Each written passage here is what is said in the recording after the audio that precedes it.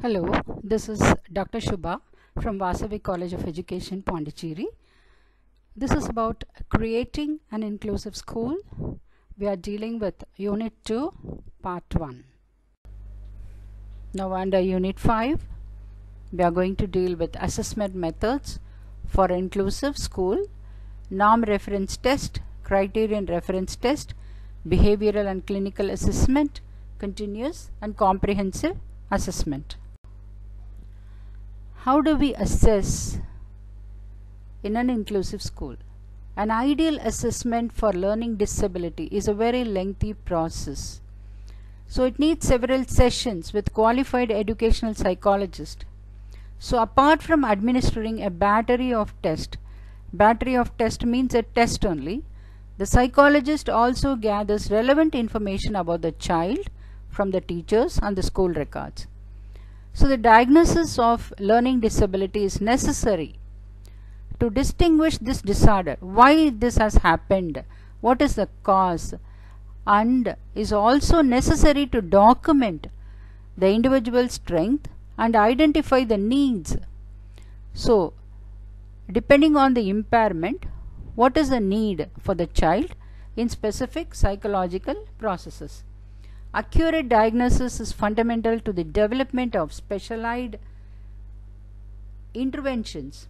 The interventions specialized at home, school, community and workplaces to bring out the desired performance, communicative status and motor abilities. The assessment procedure for learning disability involves parental consent and parent interview first, gathering information from the teachers and school, looking at students' workbooks and administering the tests. There is a difference between testing and assessment. Now what is testing? Testing is administration of specifically designed and standardized educational and psychological measures of behavior is a part of the assessment, a piece of assessment process. But what is assessment? This assessment encompasses many different methods of evaluation, one of which is using tests. So assessment is a very big concept. Under assessment you have test. So what are the different methods of assessments? We have formal and informal. Formal or standardized, like Whistler Intelligence Scale for Children and Stanford Binet Key Math 3 Diagnostic Assessment. So there are so many formal tests. Informal means teacher made tests, observations, summative, checklist and the records which a teacher keeps. Everything is informal. Now assessment tools are there. The National Institute of Mental Health and Neurosciences, Bangalore, has developed the index to assess children with learning disability. There are two levels of this index. Level 1 is for children of 5 to 7 years and level 2 for 8 to 12 years. For children with neurodevelopmental disabilities, that is nerve disability, many approaches are being used. So curriculum based assessment and task analysis, that is giving them a work and analyzing how they are doing it, dynamic assessment and assessment of learning style, diversity and inclusion. So this is also one of the assessment tool. Diagnostic test of learning disability. This is developed by Dr. Smriti Swarup and Dr. Dharmistha Mehta of SNDT Women's University, Mumbai. This test diagnoses learning disability in 10 areas, from auditory, visual perception to cognitive areas. That is how they see, how they hear, to how they analyze, that is cognition. Perceptual and cognitive deficits assumed to be the underlying causes for the reading, writing problems in the learning disabled. Now this only provided the base for the development of this test. That is, they cannot perceive the information properly. Even if they perceive, they cognize, they cannot analyze and synthesize the information. These problems only make These are the causes for the children to have problems in reading and writing.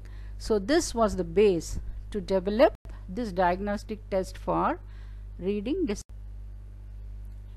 Teachers can differentiate the content, the process and the product according to the students' readiness, interests and learning profile, and the teachers can increase growth, motivation and efficiency through proper process and proper strategies.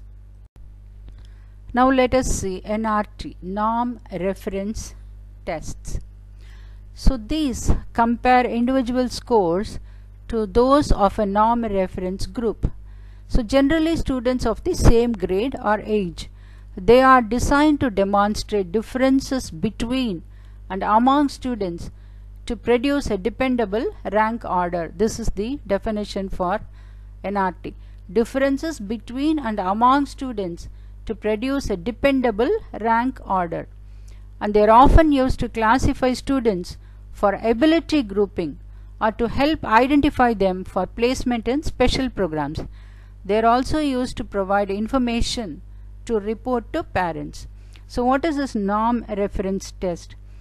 The annual test which we keep for children, for the 10th graders.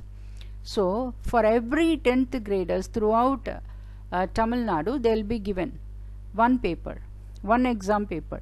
So they have to write the exam and they will be graded, and the differences between and among the students in a dependable rank order. So based on the norm of one paper, everybody will be graded. So this is a norm reference test. Now here we can often use a multiple choice format, but some include open-ended also, short answer questions. So usually based on some form of national standards, not locally determined standards or curricula. IQ tests are among the most well-known norm reference tests, as are the developmental screening tests, which are used to identify learning disabilities in young children or determine eligibility for special education services. So the IQ test given to everybody, so it will differentiate the students and it will put them in different grades. So this is CRT, criterion reference tests.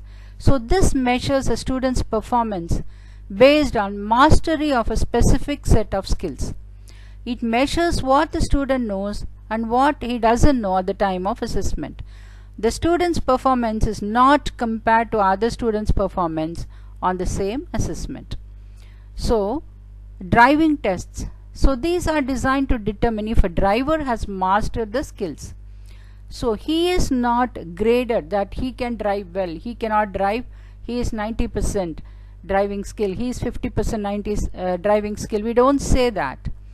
So whether the driver has mastered the skills needed to drive on the road safely. So they do not rank the drivers against other drivers. All drivers can get 100% if they master the skills. End of unit exams in school. So unit test exams, so they are not graded with other children. In the class, you just give them a test and try to understand whether they have mastered the particular unit. If they didn't master, then the teacher has to devise another strategy to teach them. And if everybody has mastered, then they can get 100% also. Using the criterion referenced assessments for ongoing assessment throughout the academic year allows a comparison of a student's current skill mastery to his skill mastery at previous points in the year. Because the skill sequences are broken down into gradual steps along a skill continuum, progress can be measured in very small increments. It helps in pinpointing a student's present level performance, writing goals and objectives for an IEP, and we can plan the individualized instruction, and we can monitor the incremental progress. So what does this mean? The criterion referenced assessment for ongoing assessment. That is, when the teacher finishes the first unit, the teacher gives a test, a small test, and if the student fares well, then the teacher will understand, yes, they have understood the concept. If not, the teacher will do remedial teaching and again give a test. So, in this test, if he has scored well, then we will understand his skill mastery at the previous points in the year, how he has improved. Then, see, now we are having this class test, no? So, unit test 1, unit test 2, unit test 3. So, how he is faring well, whether he is improving or not. So, in a classroom of a particular child, the criterion assessment, criterion referenced assessment help the teacher to understand a student and pinpointing a student's present level of performance. And accordingly, the teacher can change the goals and objectives, and the teacher can plan the individualized instruction. Now let us see this norm referenced and criterion referenced. Performance compared to others who took the test or with some other group of students. Comparing students' performance with predefined performance standard. Relative grading, absolute grading. Here the rank of students. Here a student's score is not influenced by other scores, so no rank is given. Now what are the examples? The SAT test, the GRE, the IQ tests, and the GATE exam. So like everybody in India, everybody is writing GATE, the aptitude test, the SAT, the GRE. But here the NAEP, the ACT tests, the driving tests. So here only the mastery, in the criteria referenced, only the mastery is being a point of concern. So this will give you a more idea about norm reference and criterion referenced. General language abilities or proficiencies. But here specific language points. Now what is the purpose of testing? Spread students out along a continuum of abilities or proficiencies. That is, towards the end they write engineering exam. So towards the end they write 10th class board exam, CBSE, like that. But here in criterion, assess the amount of material known by each student. Now here this is a normal distribution. Students can all score 100% if they are mastered. And test design, few long subtests with similar items throughout. Here this will be a short, clearly defined subtests. Here they have no idea what types of questions to expect. Here they know what content to expect on the test. These are the differences. So again, to have a clarity, norm referenced, testing general ability, a range of ability, large groups, compares people to people comparison group, selecting top candidates. Criterion referenced, mastery, basic skills, it's a prerequisite, it's affective, psychomotor, and grouping for instruction. So after the test you can group the students for based on their measures, you can group them for instruction. Now let's come to behavioral assessment. A detailed behavioral assessment is essential before we decide what to teach a child with a mental handicap. Now this is simply the measurement of target behavior. Whatever behavior we want to change, and it can be in excess or needing to be reduced, or in a deficit state needing to be increased. So target behavior means what? What we need finally, what should be the final output. The target behavior is whatever behavior we want to change. It can be in excess or needing to be reduced. That is, if the child is hyperactive, then that should be reduced. Or in a deficit state, the child is passive, and needing to be increased. The child should be motivated a little. So it can be either way. During behavioral assessment, we learn about the ABCs of behavior. ABC, antecedents, or the environmental events or stimuli that trigger the behavior. Antecedent, why this behavior is happening like this.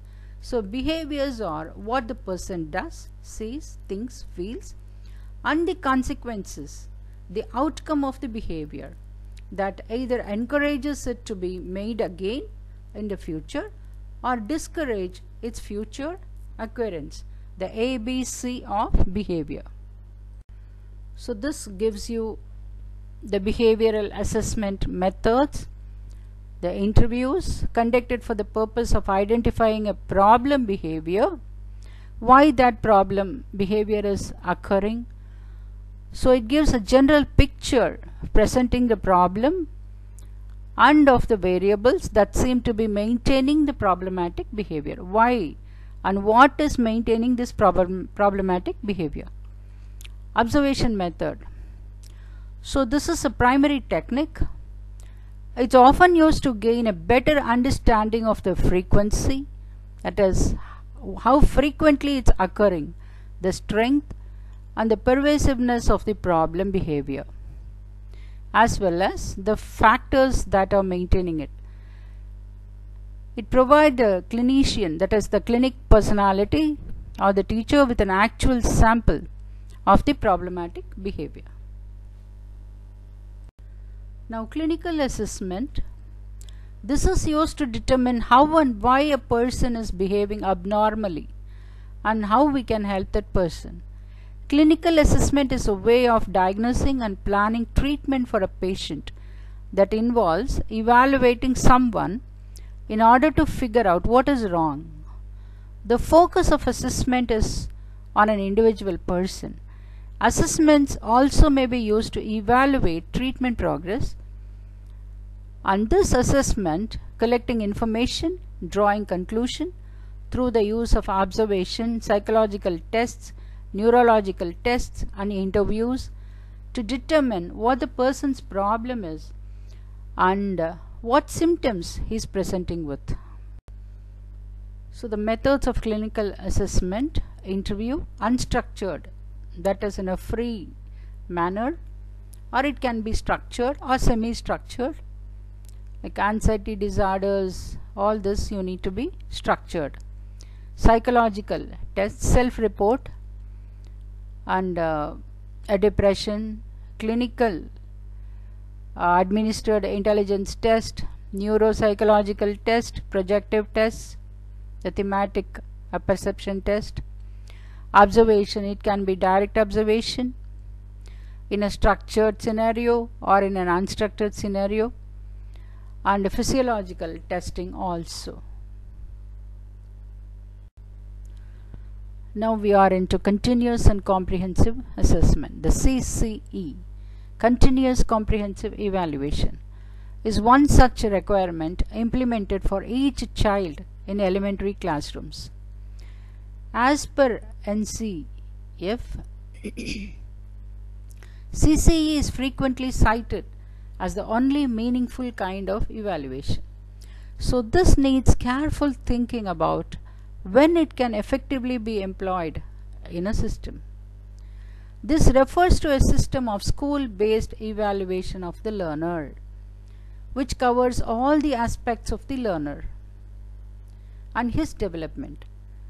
This development profile of the learner is facilitated through continuous assessment of one's learning content, his responses, the nature and success of its applications, and the behavioral outcomes, and further by the measurement of the holistic development through comprehensive tools of assessment. That is, throughout the year a child needs to be assessed. So that is continuous and comprehensive. It should be continuous, means it should be ongoing. From day 1 to the last day, a child should be assessed continuously, and it should be comprehensive, means not only the last annual examination. So not only that, it should be comprehensive. what are the projects. At every interval the child should be observed and assessed. So that's what continuous and comprehensive. Now this is in two areas, scholastic and co-scholastic. In scholastic you have formative and summative. So formative assessment means in a year the children will have formative assessment FA1, FA2 likewise, and summative means towards the end of 3 months they will have one exam. So formative will be like 2 units together or 3 units together or a single unit, but summative will be like all the 4 units together. So scholastic assessment will be formative and summative. Co-scholastic will be the curricular activity. So features of CCE: assessment of the students throughout the instructional process using informal techniques of evaluation. Now periodic, it can be periodic test. Assessment of the students' performance at the end of the term will be summative. Comprehensive, what is the meaning of comprehensive? Assessment of the all-round personality. Scholastic and co-scholastic. So scholastic is only the academic part of it. Co-scholastic is the other extracurricular activities. So continuous means regular and continuous activities conducted throughout the year to achieve all-round development. Comprehensive, mental, emotional and physical aspects of the student's progress. All round, the total development of the student should be evaluated. Evaluation is the variety of tools and techniques are used to assess and evaluate the student's progress. Now in CBSE schools, the CCE is there. So every teacher from day one should observe these students, and at every interval the students should be given a oral test or a project, or they might be they have to enact a drama, so any other. So evaluation, variety of tools like observation and interviews can be there, oral test will be there, written test. So different tools and techniques should be used to find the mental, emotional and physical aspects of the student's progress or the total development of the student. So in CBSE it is there, CCE, even in other boards also they are following this CCE pattern, like keeping formative tests and summative. So we were having annual examinations earlier, but these days the entire chunk of the syllabus has been split up into different small parts, and children are given tests like a formative or periodic test. Some schools say periodic test 1, periodic test 2, and then summative test 1, summative test 2 they have. So usually in all the schools they have 4 PTs and 2 ST. So the entire year has been divided into 2. So the first half they will have periodic test 1 and 2 and summative 1, periodic test 3 and 4 and summative 2. So this is the pattern, evaluation pattern followed in all the schools. Thank you.